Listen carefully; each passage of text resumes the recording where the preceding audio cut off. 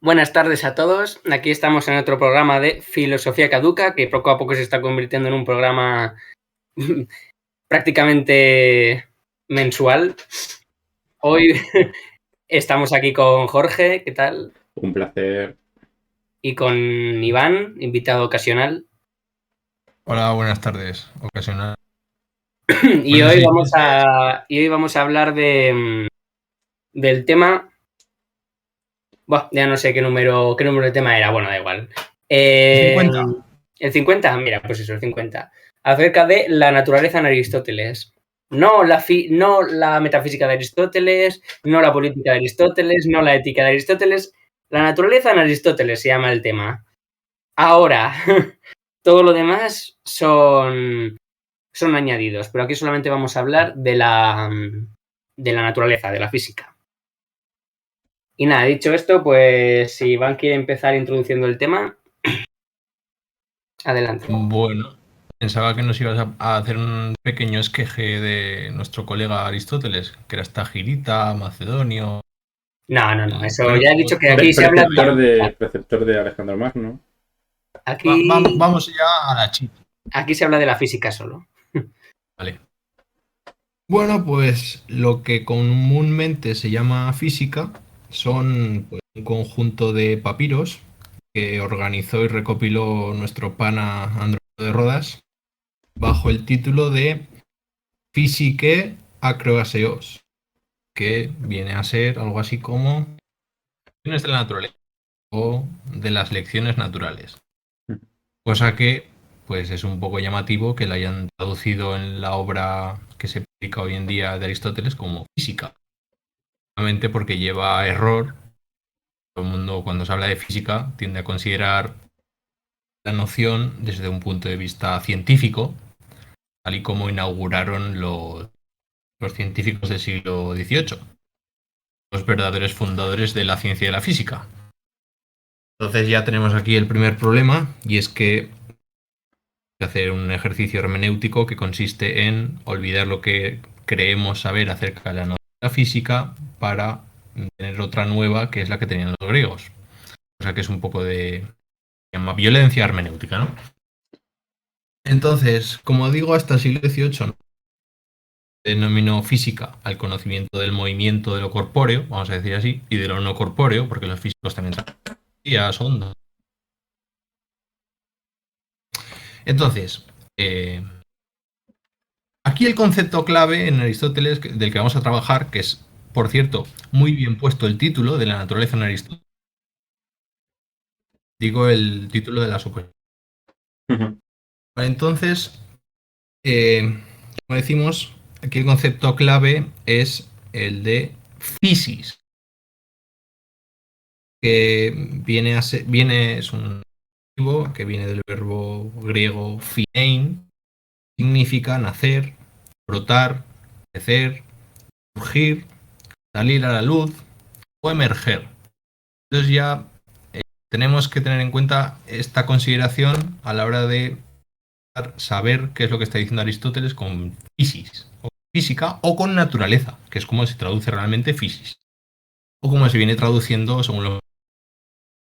Entonces, como digo, en la filosofía arcaica griega, pues physis designaba el ser,Eceia, dura el mundo, el ser de todo ente que define o delimita a los dioses en tanto que dioses, a los hombres en tanto que hombres, a los árboles en tanto que árboles. Es decir, que viene a ser algo así como una especie de usía natural. Ya veremos que el concepto usía, que es el de sustancia, no se puede traducir, o sea, no se puede igualar, no se puede asemejar al de physis, pero sí. Es decir, existen conexiones muy directas entre. Para el amigo Platón, maestro de Aristóteles, la physis es el eidos.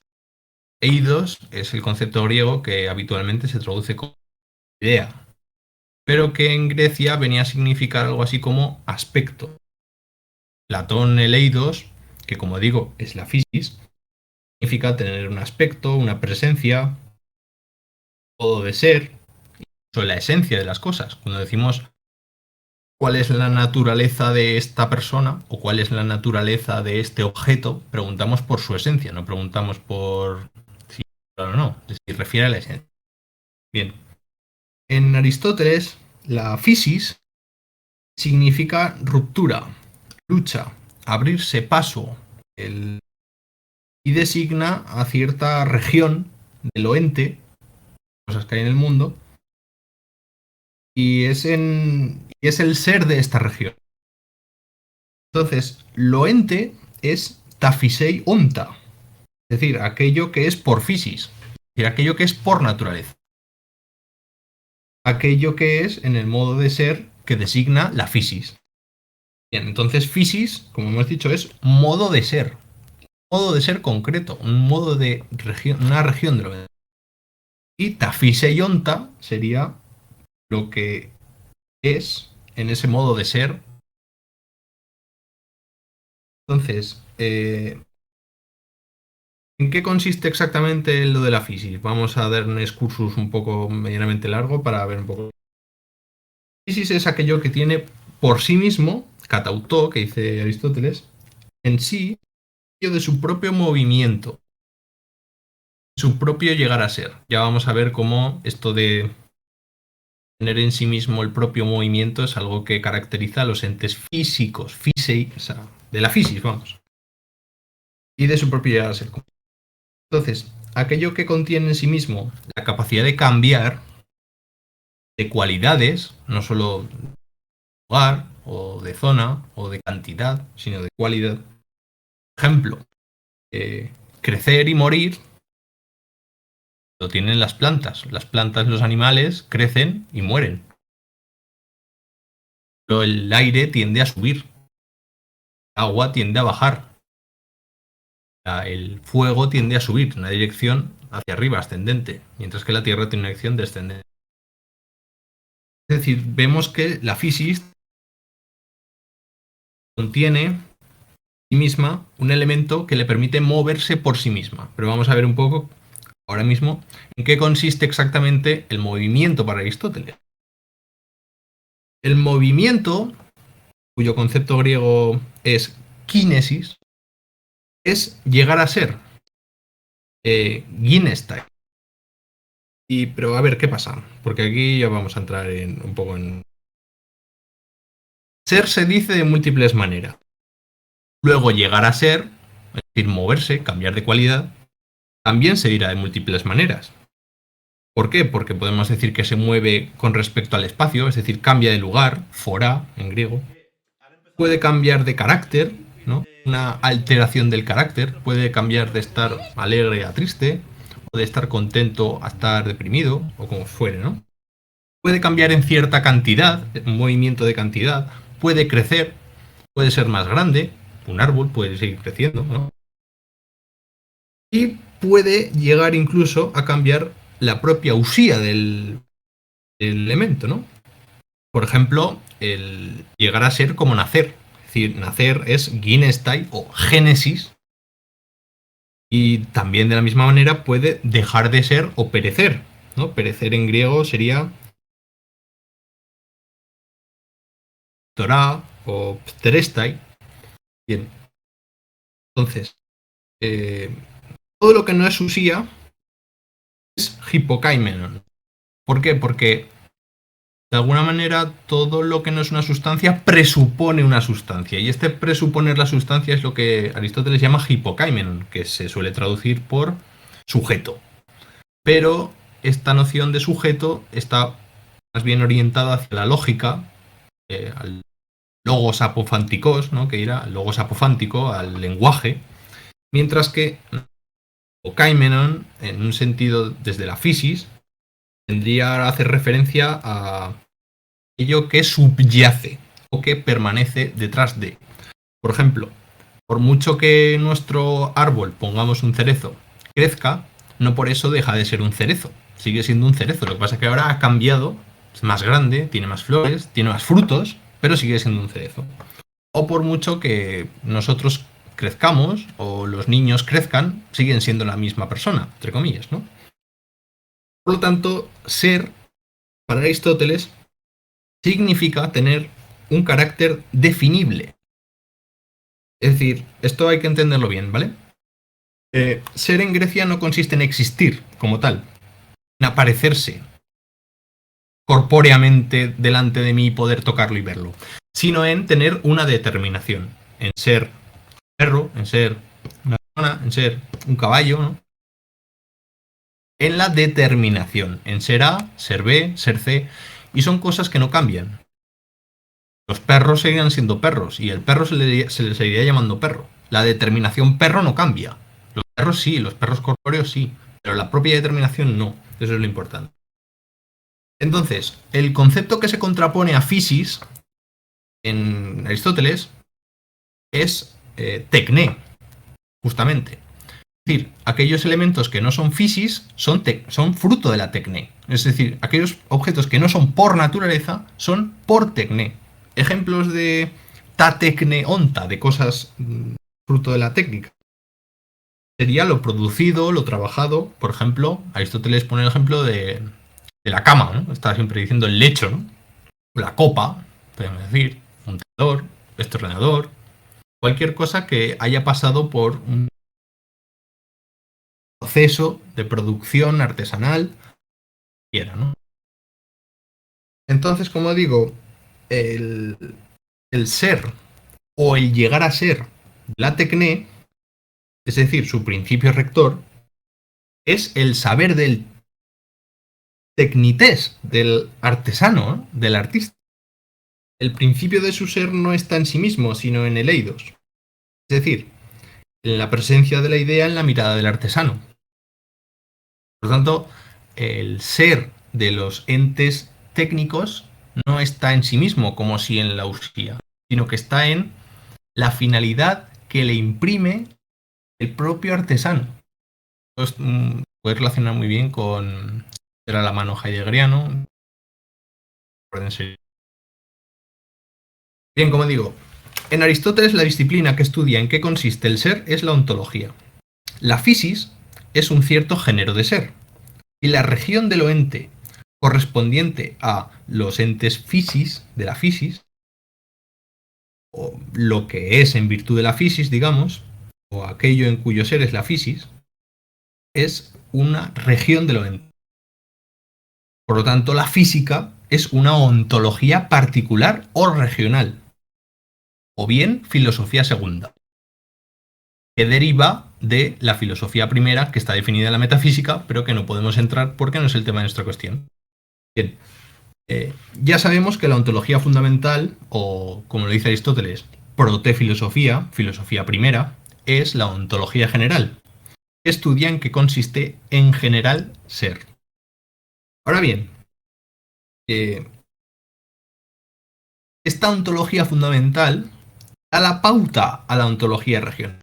Para poder hablar de los entes físicos, para los entes de la physis o por physis, necesitamos primero esta ontología fundamental. Y si no tenemos una idea de el ser en cuanto ser, de la idea de filosofía como ser en cuanto ser, no podemos decir nada de la physis, que consiste en esta región. Dice Aristóteles, saber qué considera el ser en cuanto ser y lo que rige ya de antemano según él mismo. Bien. Entonces, como decimos, siguiendo un poquito más adelante, ¿no? La physis aristotélica es una modificación de la noción platónica de eidos. Eidos, en Aristóteles, también va a guardar cierto sentido platónico, como es el de aspecto. El eidos es el aspecto que tienen las cosas. Lo que pasa, Aristóteles nos va a introducir un concepto nuevo para referirse a este eidos. Muchos se lo están esperando ya, pues sí, el concepto de morfé, de forma, ¿no? Forma es la traducción escolástica de morfé. Yo siempre, yo voy a utilizar los términos griegos para ser estricto, porque es más seguro mantener los conceptos griegos que traducirlos, porque entonces se pierde mucha profundidad y bueno, no valdría la pena. Punto de vista. Entonces, como digo, el eidos en Aristóteles, la esencia, la determinación de las cosas es morfé, forma. Y esta morfé está intrínsecamente ligada con la physis, ¿De qué modo? ¿De qué medida? Bien. Morfé es arrancarse al ocultamiento. ¿En qué consiste el ocultamiento del cual se arranca? En la ile, es decir, la materia. Materia es la traducción escolástica de ile. Ile en griego refiere al bosque, a la leña, a la madera, a los materiales de construcción. Y en Aristóteles, la ile, la materia, refiere a la inagotabilidad, a la oscuridad de la presencia, al de qué está hecho este material, al qué hay dentro de este objeto, a la consistencia, a la impenetrabilidad, a la profundidad, a la pesadez, ¿no? A la dureza, a la irreductibilidad. Todos estos son conceptos que más o menos están girando alrededor de la idea de ile. Estoy intentando... Porque, por ejemplo, imaginemos que uno tiene, pues yo qué sé, una roca gigante. ¿Y qué sería la ile propiamente la roca? Diríamos, pues lo que está dentro, lo que le otorga consistencia. Pues vamos a ver, ¿no? Si está dentro o no. Y entonces uno se pone a picar, y pica, y pica, y pica, y pica, y resulta que hace un agujero en la piedra. Pues que detrás de ese agujero sale otro. Es decir, podemos seguir profundizando hasta que al final no hay nada. Entonces la ile viene a referir a esa característica de los entes naturales y de todos los entes, vamos a ver luego, por extensión, refiere a esta consistencia o dureza, impenetrabilidad. ¿Vale?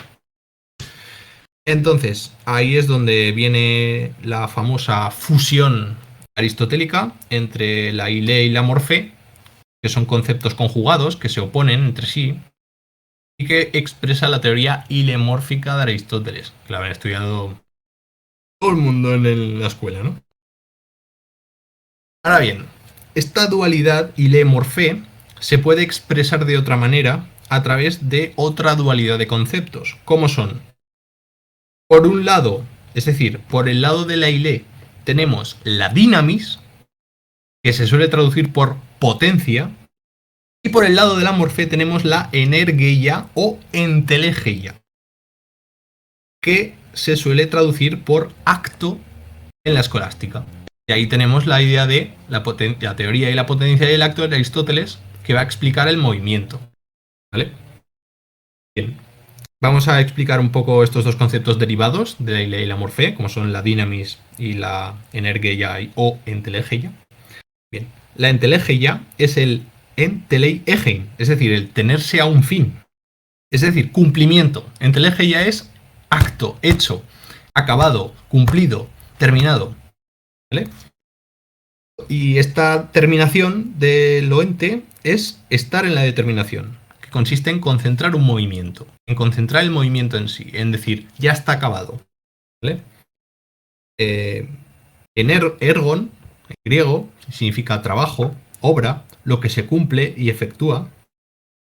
Pues en griego viene a decir algo así como producido, cumplido, que tiene el carácter de sacar a la luz o conducir a la presencia, digamos, total del objeto. ¿Vale?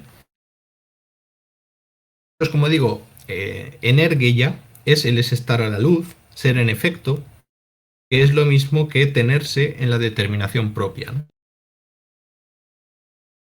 Como digo, entelegeia y energeia se pueden utilizar como conceptos sinónimos, aunque tienen matices muy diferentes, muy distintos.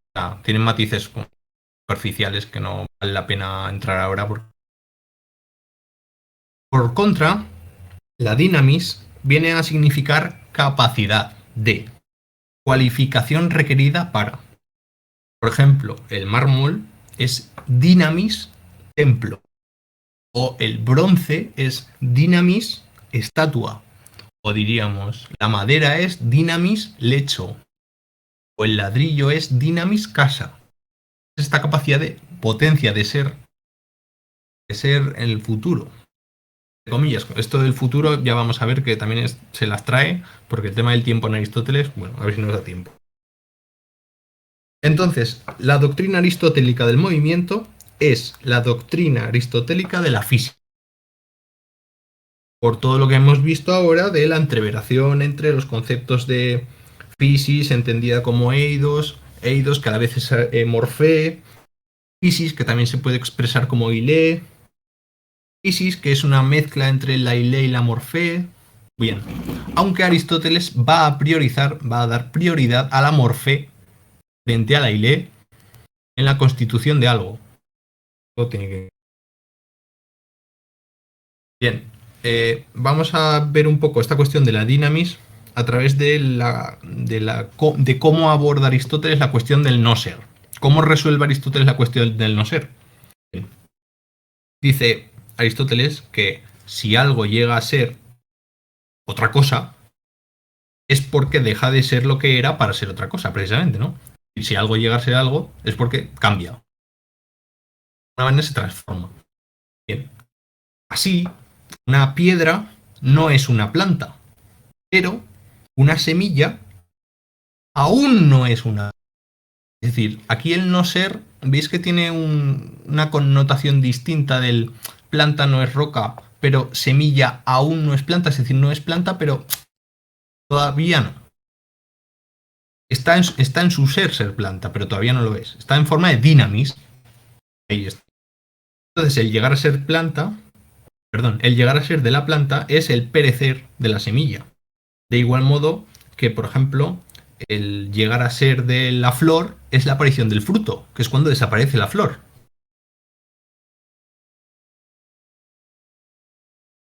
Entonces, ¿en qué consiste este aún no ser? Consiste en una determinación de aún no ser planta o aún no ser fruto de la flor.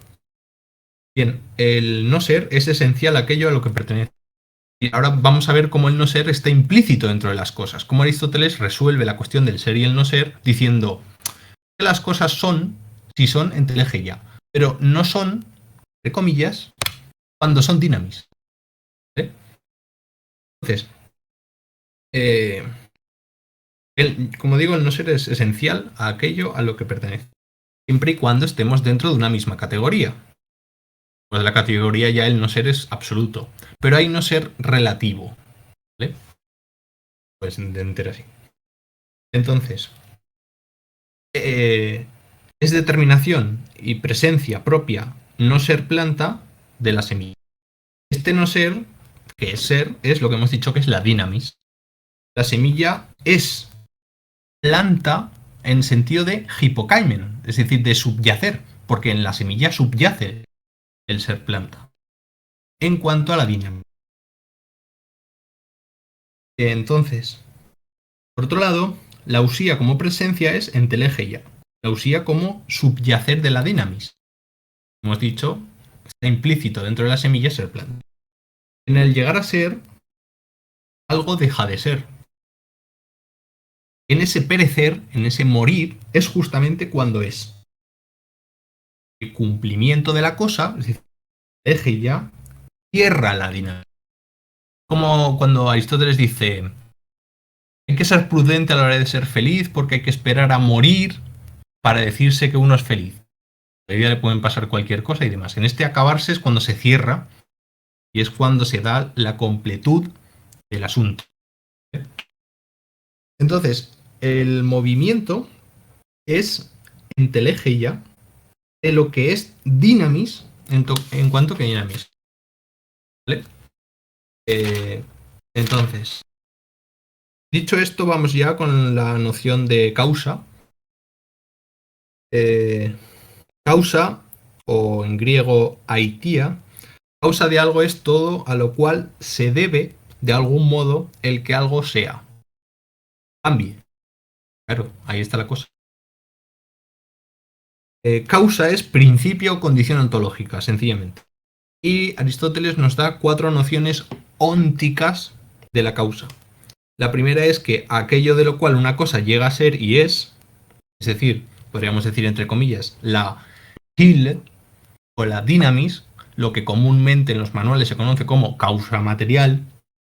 En segundo lugar, aquello que la cosa es y llega a ser de un modo determinado, es decir, lo que responde al modelo al que se ajusta, lo que comúnmente en los manuales se conoce como causa formal. En tercer lugar, tenemos aquello por obra de lo cual la cosa es y llega a ser. Tenemos el famoso causa eficiente, que viene a ser la idea del agente, ¿no? En griego topoioin, que viene a ser el artesano, el que está detrás, el demiurgo incluso, que está detrás fabricando ese ente y que ha dado lugar a ese efecto. Y en último lugar, por cuarto lugar, tenemos aquello por lo cual finalidad, la cosa es y llega a ser el telos, lo que comúnmente en los manuales se conoce como causa final. Por mi parte, esto es todo lo que tengo que decir de la causa, porque me parece que tenemos prioridades más importantes. Entonces voy a pasar ya directamente a hablar del tiempo en Aristóteles. Y en algún momento queréis comentar alguna cosa, pues vale, digo, entonces, el tiempo es algo esencial del movimiento.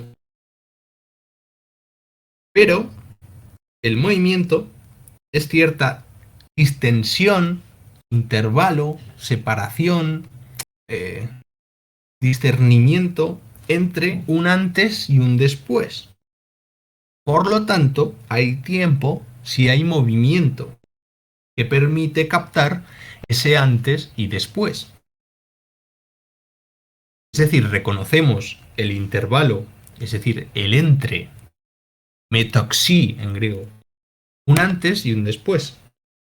Por lo tanto, no hay tiempo si no hay un antes y un después distinguibles. En definitiva, no hay tiempo sin cambio, sin movimiento. Por lo tanto, para Aristóteles el movimiento es ontológicamente primero al tiempo. Sin movimiento no hay tiempo. Eso es una cuestión fundamental en Aristóteles, que tiene que quedar claro. ¿Vale? Entonces, la comprensión ontológica del tiempo deriva directamente de la comprensión ontológica del movimiento. Porque el fin determina todo movimiento. Y el telos. Antes y después son dos ahora. Son dos instantes. Momentos. Que son necesariamente distintos. Una cosa es antes y otra cosa es después. Eso cualquiera lo puede. Pero, en tanto que ahora, en tanto que instantes o puntos de detención del dedo, digamos, imaginemos que estamos viendo pasar un corredor, ¿no? Un runner de estos. Y vemos cómo poco a poco se va desplazando y tú con el dedo puedes ir siguiéndolo y señalando exactamente ahora está aquí, ahora aquí, ahora aquí, ahora aquí y ahora desaparece de una pared. Entonces, los ahoras, el antes y el después, son exactamente iguales. Cada uno en su caso es una hora. Este intervalo que da lugar entre el antes y el después, como magnitud medible, numerable, mayor, menor. Como dirá Aristóteles, Aristóteles define el tiempo como el número del movimiento según el antes y el después. Definición, aparte, es problemática porque, claro, estás definiendo el tiempo utilizando en el predicado antes y después, que son nociones temporales. Entonces estás definiendo el tiempo desde una especie de temporalidad cinética, ¿no? Porque el antes y el después son nociones temporales. Entonces, ¿qué es el tiempo? Si es la medida del movimiento según el antes y el después. ¿En qué consiste exactamente el antes y el después? Bueno, toda magnitud, en Aristóteles, para nosotros también, es continua. Es decir, es divisible infinitamente en límites cada vez más pequeños. Todo límite o punto de división temporal es una hora, un instante. Cada hora es un límite, un punto que delimita. Por lo tanto, Aristóteles llega a decir que el tiempo es una serie uniforme, infinita, que no tiene un límite absoluto, es decir, que no tiene un inicio y un final, porque precisamente el ahora limita algo de otra cosa. Es un antes de un después, los cuales son límites de otro después, etc. Es decir, si tú pones que este es el inicio y este es el final del intervalo temporal, ese final tendrá un después. De igual modo que el inicio tendrá un antes. Porque aquí hay una continuidad que no acaba. El tiempo es algo del movimiento y no tiene sentido sin movimiento. Pero ¿en qué consiste este movimiento uniforme e infinito? ¿De dónde sale esta serie infinita de posiciones no especificadas dentro del espacio? Por ejemplo, pongamos un ejemplo. Supongamos la siguiente frase. Mañana llegará a Zaragoza una nave alienígena. ¿Vale? Entonces, hay dos opciones. Bien, mañana vendrán los aliens o mañana no vendrán. Pero lo que es verdad ahora mismo es que vendrán o no. Es decir, que no podemos decir que vendrán o no vendrán, sino que la verdad es que o vendrán o no. Es la realidad, que no se sabe muy bien.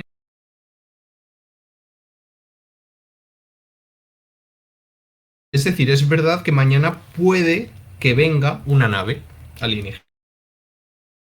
Lo que quiero decir con esto es que no podemos reducir el ser y el poder ser de algo a una cuestión de localización en el tiempo. No podemos situar la verdad de la proposición mañana vendrá una nave alienígena a Zaragoza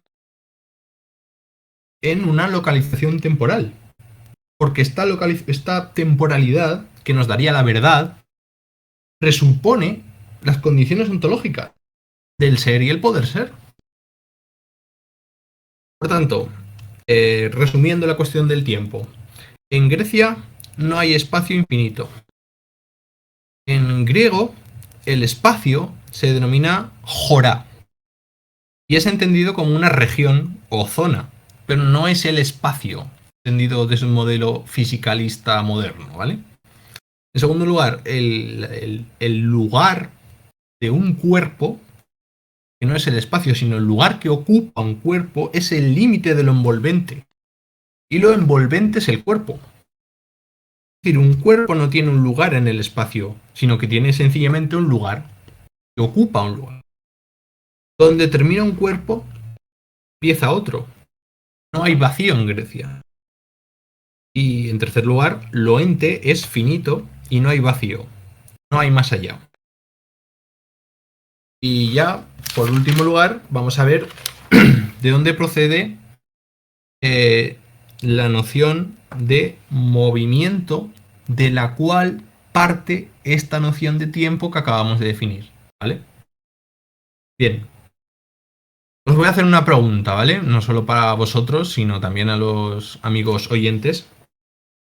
A ver si la saben responder. ¿Qué movimiento responde a las características del tiempo entendido como la serie uniforme e infinita de los ahora? ¿Alguna idea? ¿Alguna idea, Víctor? ¿Puedes repetir la pregunta, Iván? Sí. ¿Qué movimiento natural, voy a darme alguna, responde a las características del tiempo entendido como la serie uniforme e infinita de los ahora? ¿Qué movimiento natural?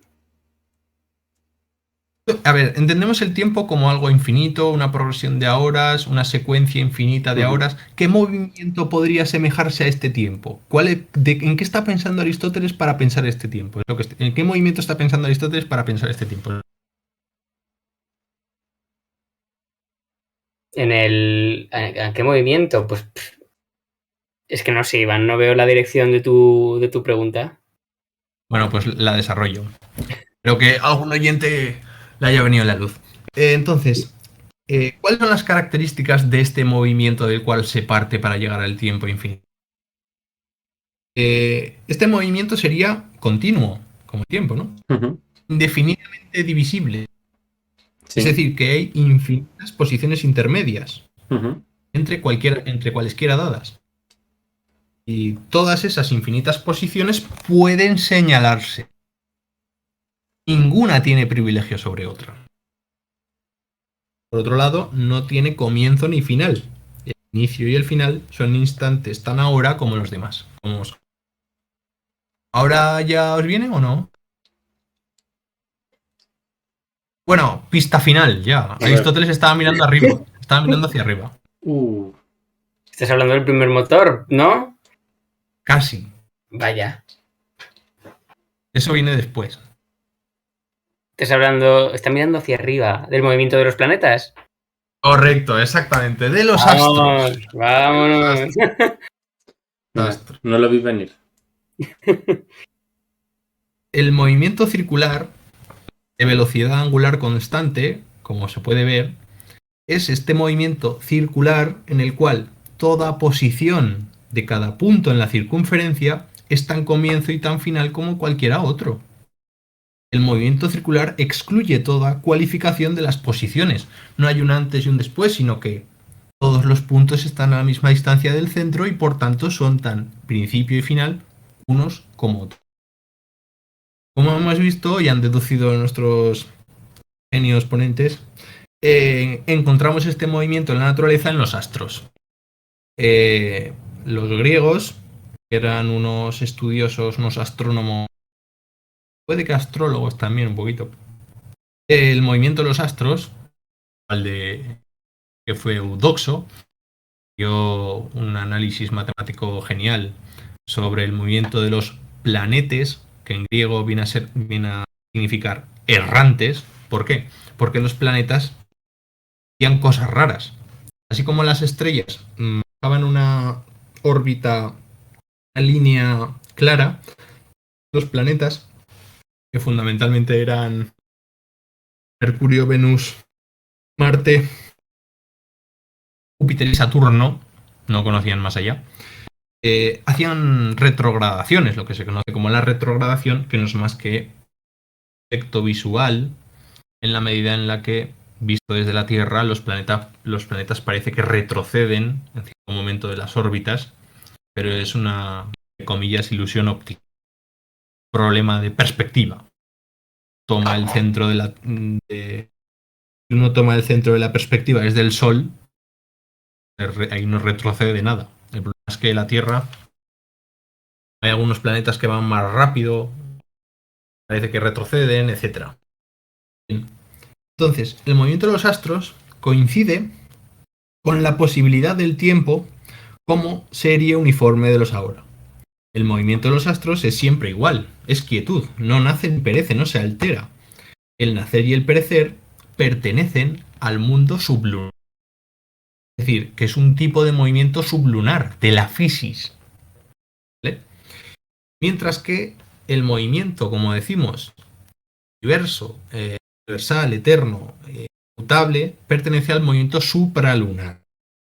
De ahí vienen, por ejemplo, las estaciones de la noche. Bien. Una vez descubierto este entuerto, vamos a ver la cuestión de todo lo que se mueve es movido por algo. Y vamos a llegar al famoso primer motor. A ver, lo que se mueve, perdón, lo que mueve, el agente que mueve, es motor de otra cosa que es movida por esta. Pero lo que mueve no puede ser lo mismo que lo que es movido, porque entonces se perdería todo en una especie de circularidad y no llegaría a ninguna parte. Es decir, cosas no se mueven por sí mismas, entre comillas. Algo siempre que mueve es movido por algo, ¿no? Lo que es movido en cuanto que dinamis algo. Aquí entra el concepto de dinamis que previamente habíamos definido. Lo que mueve en cuanto que es enteleje ya eso mismo. Es decir, es el agente ontológico, en definitiva, viene a ser el eidos. Esto es muy complicado. Pongo un ejemplo. El frío llega a ser caliente por obra de lo caliente. El óvulo llega a ser persona por obra del hombre, del homo, ¿no? Nada puede ser dinamis y entelegeia al mismo tiempo. Es decir, nada puede ser movido, mover al mismo tiempo. Luego todo lo que es movido por otra cosa. Esa es la clave. Entonces, ¿cuál es el motor en griego tokinon del movimiento de los astros? Aquí es donde lo matan, ¿no? Si el movimiento es siempre igual, su motor será siempre igual. Es decir, tiene que ser un motor inmóvil. Y ahí la palabra clave, ¿no? Si fuese un motor móvil, no sería primero, puesto que necesitaría a su vez un motor.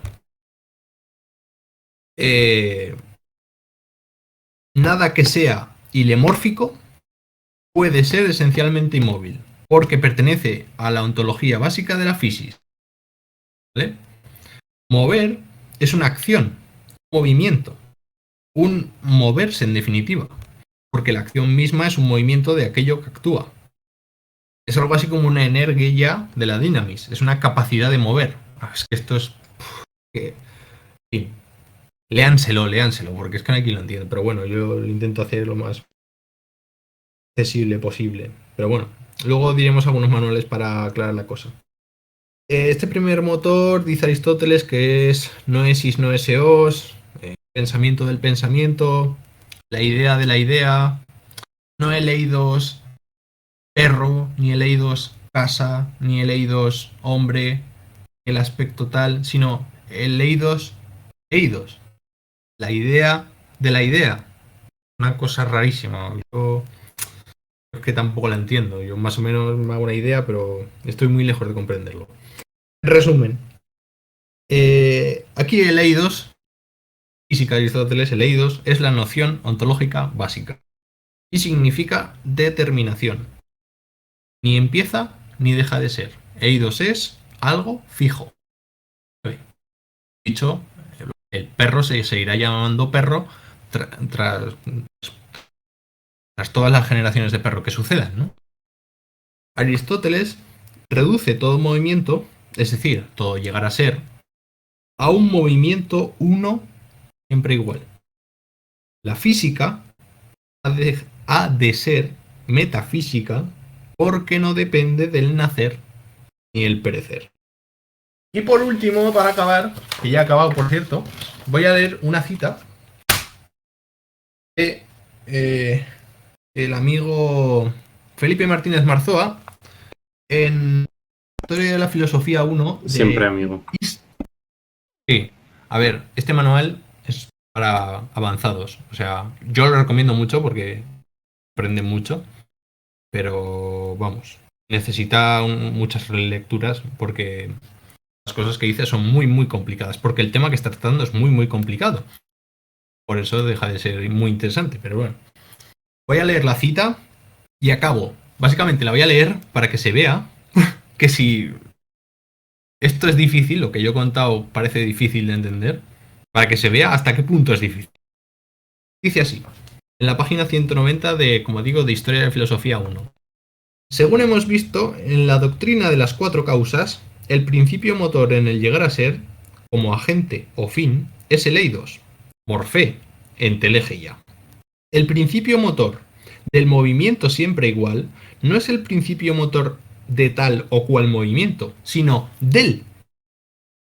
No es pues energeia de esto o lo otro, sino que es la energeia, como la idea de bien, Platón no era la idea de A o de B, sino la idea de la idea, o la idea pura y simplemente. El motor inmóvil no es el eidos A o el eidos B, como el eidos caballo o el eidos casa, sino, por decirlo de algún modo, el eidos eidos. ¿Cómo entender esto entonces su carácter de motor? Por más que la expresión griega tokinoin, lo que mueve el motor, tokinoin, bueno, da igual, haga pensar que tokinoin, el agente, topoioin, el agente. Aquí la noción agente, la noción por obra de, debe quedar en segundo plano, porque algo inmóvil no puede ser algo que empuje o tire, porque actuar es moverse. La noción que vale para entender cómo mueve el motor inmóvil es más bien la de fin, telos. El motor inmóvil mueve, es ergúmenon, como deseado, en calidad de deseado. Fijaos que aquí entra el deseo, o sea, para morirse. Bien, de él podemos decir que es agente, solo en el sentido en que de lo que es deseado podemos decir que actúa como fin, pero justamente lo deseado no actúa. Si por actuar entendemos algo que implique moverse, De la siguiente manera podemos ayudarnos a entenderlo. El siempre, la inmutabilidad, la plenitud de la energía es aquello de lo que el movimiento es un deseo. Ello mismo no es movimiento porque no es tendencia. Y no es tendencia porque es plenitud. El movimiento más próximo a la plenitud, inmutabilidad, el único modo en el que el movimiento puede ser quietud es el movimiento siempre igual. Fin de la cita. Paz y después gloria. Muy bonito, la verdad que... Y complicado. Pues. Entonces, yo ya para terminar, me gustaría recomendar el libro de Giovanni Reale, Introducción a Aristóteles. Está súper bien. Y un poquito de bibliografía secundaria, ¿no? Porque si no, aquí te puedes perder niveles. Puesto el problema del ser en Aristóteles de Piago Bank. Y ustedes quieren algo un poquito más histórico, pues teoría de la filosofía de Guthrie, en el volumen 6. El famoso Guthrie. Y luego, pues, Heidegger tiene una obra que se tradujo en Alianza que se llama Sobre la esencia y el concepto de Physis. Aristóteles, Física B1. Está muy bien. Y ya está. Aparte, esas son las recomendaciones. Y luego, por supuesto, leer a Aristóteles, leerlo. Si es en griego, mejor. Leer la física de Aristóteles, algo que no se realiza generalmente en la mayoría de carreras de filosofía. Sí que se leen fragmentos de la metafísica, o incluso la metafísica, pero la física está privada. En este sentido, igual adecuadamente, por lo que nos has comentado al principio, en tanto que no es una ontología general. Por lo que Claro, pero se aleja de alguna manera de la metafísica, que es la filosofía, lo que sería la filosofía pura. sí, no, y que para entender la física hay que leer la metafísica. O sea, estás Claro. condenado a leer. Porque bebe de ahí. Todos estos conceptos que he dicho, que yo creo que he resumido los más importantes, Ujú. vienen de ahí todo. ¿Y En crees tanto que ser, luego sacó infantil. y con el conocimiento que tienes de la física en este sentido, o porque te lo pregunto porque yo realmente no lo sé. ¿Crees que puede haber, porque dudo que la división de nuestro compañero Andrónico de Rodas fuese o estuviese hecha con un gran conocimiento filosófico, incluso no solo de la obra de Aristóteles, sino de cómo se iba a interpretar posteriormente la obra de Aristóteles? Entonces, ¿no es posible que haya dentro de la física partes, o en este sentido, notas de metafísica, de ontología Sí. general? Sí, claro. Sí. De hecho, las hay. Claro, De entonces... hecho, el primer libro de la física es sobre los principios. Y esto que pinta aquí, el primer libro, me estás hablando de los principios. ¿En qué quedamos? Y viceversa. Y viceversa, sí. Y viceversa. Eso La quería decir metafísica yo, que también la te da metafísica nociones. ya controlo. Pero sí. La metafísica te da nociones de la física que son fundamentales para entender. Entonces hay que hacer algún Yo no tipo de diría. lectura, ya que los libros no parece que se vayan a reorganizar de manera próxima. Igual hay que hacer algún tipo de lectura cruzada en esto para intentar ayudar a la comprensión o para intentar facilitar la comprensión de estas dos obras. Sí. O sea, no se puede entender la física sin la metafísica, sencillamente. La metafísica por sí sola, yo creo que sí que se Sí, puede llegar a entender. aunque Pero sí la que hay física es capítulos imposible. que se quedan un poco cortos, incluso sin la física, me refiero. Hay capítulos Sí. dedicados, pues, precisamente a lo que has dicho al principio, ¿no? A logos apofánticos, que no se entienden del todo dentro de la metafísica. O que no están bien unidos del todo dentro de la metafísica. Sí, o se perdieron, o los Ya. quemaron, o lo que fuera, ¿no? Sí, Ya, bien. completamente. Solo nos quedan esos apuntes porque fueron guardados en una cueva durante casi 500 años y que todas las obras que publica Aristóteles pues desaparecieron. Yo creo que porque Aristóteles no... A ver, esto es una hipótesis que es historia ficción, que ya es para el que haya llegado a este punto del podcast, que se lo merece, ¿no? Un poco más distinto. Si os dais cuenta, de Platón solo nos quedan las obras que publicó, mientras que del Platón esotérico, que sí, pero la academia no nos queda nada. Sin embargo, Aristóteles, todo lo contrario, no nos queda nada de lo que publicó y de lo que tenemos es todo lo que decía dentro del liceo. Yo creo que es porque Platón fue inteligente en el sentido de poner argumentos clásicos en boca de personajes y utilizar los personajes para representar ideas sin citar al original. Mientras que yo creo que Aristóteles hizo justo lo contrario. Citó a las personas. Por ejemplo, imagínate que tú citas el Génesis, ¿no? Génesis es un papiro también, como el de Aristóteles, pero habla de la creación de Dios, Sí. etc. Estos textos, Génesis, el Levítico, el Éxodo, el Deuteronomio, el Pentateuco, todos estos textos judíos de la Torá estaban presentes en Grecia y los griegos los conocían y sabían que existían. Y yo creo que no se escapó de su crítica, que los griegos los criticaron. Y justamente ahí en esa crítica es donde creo que se quemaron, porque yo creo, vamos, es una hipótesis, ¿eh? Es historia ficción. Pero si Aristóteles citó Génesis y dijo que no tenía ningún sentido, porque hablar de creación no, es un absurdo, creación ex nihilo es un absurdo, pues claro, esos textos, ¿qué pasa? Pierden, se queman. ¿Por qué? Porque van en contra del dogma definitivo. Sin embargo, Platón no. Platón lo que hace es, a través de personajes, meter ideas y muy ocultas, pero están ahí. Sí. Se Y ya evita de esa dentro de la manera academia, ya si quiere, él ya diría lo que quisiera acerca de estos textos, criticándolos con nombres y apellidos. Esa es una hipótesis. Pero es que sí, faltan textos, pero es lo que hay. Bastante tenemos, ¿eh? Bastante tenemos. No, sí, no, de Aristóteles. Igual incluso si sumas las páginas que hay más que de Platón. Porque hay obras que son bastante imponentes de Aristóteles, me refiero, de bastantes páginas. Aunque no sé, claro, no son obras, son apuntes que han sido recuperados. Claro, recopilaciones. Bueno, y luego decir que todo intento de interpretar a los griegos es un conato de decir que son incomprensibles. Es decir, el mundo griego se perdió.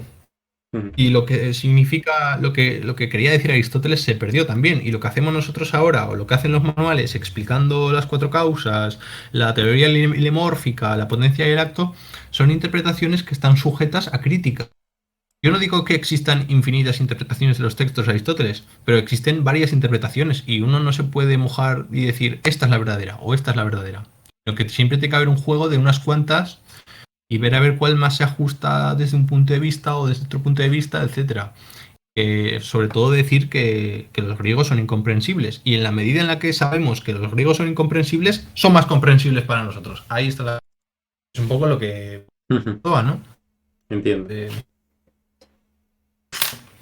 Claro, que una vez aceptamos que no hay interpretación fiel, por así decirlo, sí, precisamente cabal, se muestran más,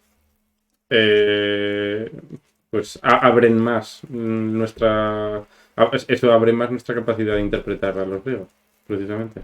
Les hacemos más justicia, exacto, diciéndole que son que todo lo que hacemos pues es un intento de aproximación a un acercamiento a, pero nunca llegar a ser. Lo que dice Aristóteles es esto. Bueno, a ver, no se sabe porque no queda prácticamente nada del mundo griego y no sabemos a duras penas, los filólogos se buscan la vida para transliterar el griego, o sea, es algo también muy novedoso. Entonces, pero bueno, no sé si me estás queriendo decir que, por ejemplo, una interpretación como que el poema de Parménides tiene que ver con las ruinas de su ciudad es también posible. No. No lo sé. Puede ser. La verdad es que Hay que meterse en Parmenides. Claro, Pues claro. Sí, si están los opos, podríamos hacerlo algún. Sí, está. Los presocráticos están. Bueno, pues Ahí Sofía como caduca. capítulo final, los presocráticos, lo mismo puedes hablar todo el rato de uno o entiendo que hacer un recorrido. Tampoco sé exactamente cuántas personas entran en los presocráticos. Perdona, ¿puedo repetir que Que se ha cortado esto un tampoco poco? sé exactamente cuántas personas o cuántos filósofos entran en los presocráticos. ¿Y cuáles son? Supongo que ahí habría que mirar un poco porque es un Mal periodo así un llamado. poco amplio. Sí. No sé si Víctor, que igual lo ha estudiado, nos puede iluminar. No. Pues No, Pues nada, yo. ya lo descubriremos. ¿Algo que comentar, Víctor?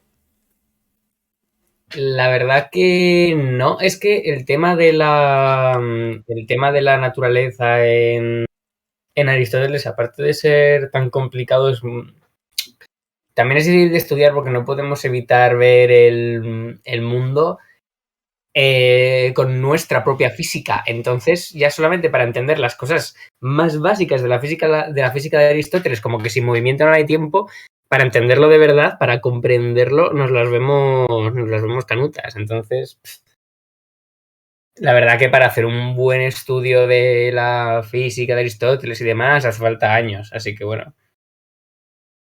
No sé exactamente qué es lo que pretenden A ver, preguntándolo. ¿Qué dices, Iván?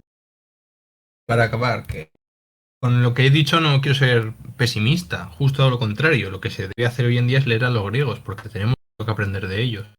Por mucho que luego tengan consideraciones sobre los cuatro elementos o sobre cosas que no van a ninguna parte, pero en el fondo tienen muchas cosas que decirnos y podemos aprender muchísimo de ellos.